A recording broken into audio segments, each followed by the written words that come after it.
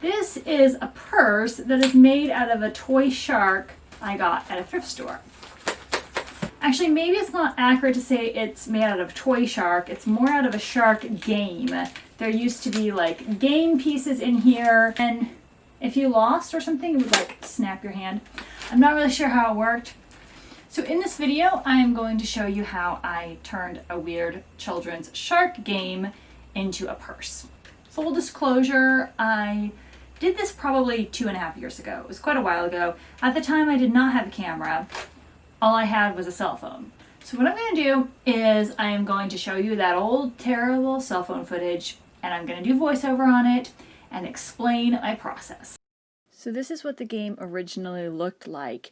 It was made out of this cheap, plasticky, kind of see-through fabric, and the game mechanism took up a lot of space inside, even after I removed these little game pieces.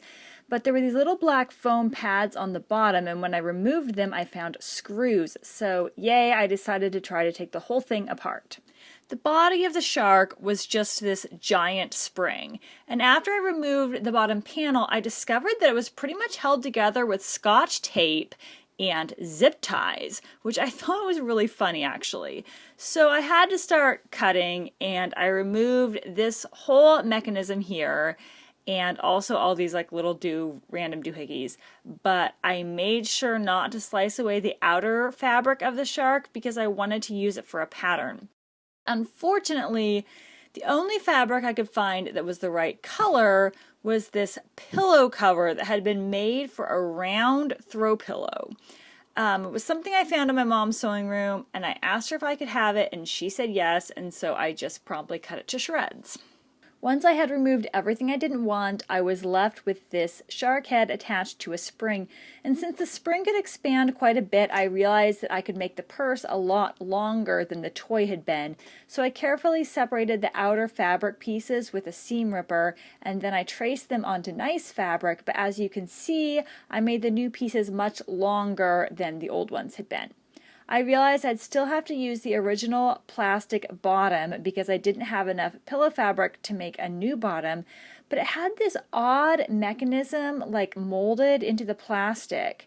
And so I decided to do something kind of like, I don't even know how to describe it except like a beanbag chair for the bottom. Mom had this tiny bag of beanbag chair filling, and I was like, hey, can I have that? And she was like, sure. And then I got the stuff to make the strap as well, and she gave me that too. So thanks, Mom. I ended up making a lining to go inside the spring, and then I got a zip tie from my dad, and I used it to attach the lining to the shark head in the same place where the original lining had been attached with a zip tie. Then I sewed all the outer pieces together, and I sewed the handles to the outer pieces before I put it all on the shark body. I'm going to show it to you up close here, and I apologize in advance for that sound. That's just how it sounds. So we have this front panel and chin piece made out of this lighter blue fabric. There's two panels that make up the back so that it makes this fin here. And I also used two panels for the head, but I think that was just, trying to save fabric. And then also it has these two tabs I sewed on for the straps. And once I had the entire body sewn together, it was basically a tube that I just, put on like a sock or something. The head, I basically just shoved the fabric up under this plastic thing and hot glued it in place, front and back, and you can actually see the original fabric on the inside. I kind of just glued the new fabric over top of that on the head pieces. Then on the bottom, I'm trying to remember how exactly I made this. I don't remember for sure.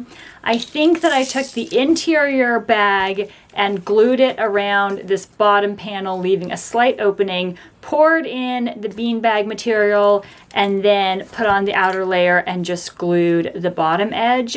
I'm pretty sure that's how I did it. I don't remember for sure, and I know hot glue does not sound that durable for a bag, but it's actually the inside that holds the weight, and that is all either sewn together or then zip tied around here. Okay, so these straps are just shoelaces, which is not the best material, but the width works really well. A wider strap would kind of block the face, but these two thin straps just kind of wrap around the jaw and actually hold it really steady. Having two straps also allows me to wear it like a backpack if I wish. I also decorated with these random beads just because. Okay, well, now that you have seen it up close, I guess I'll model it for you.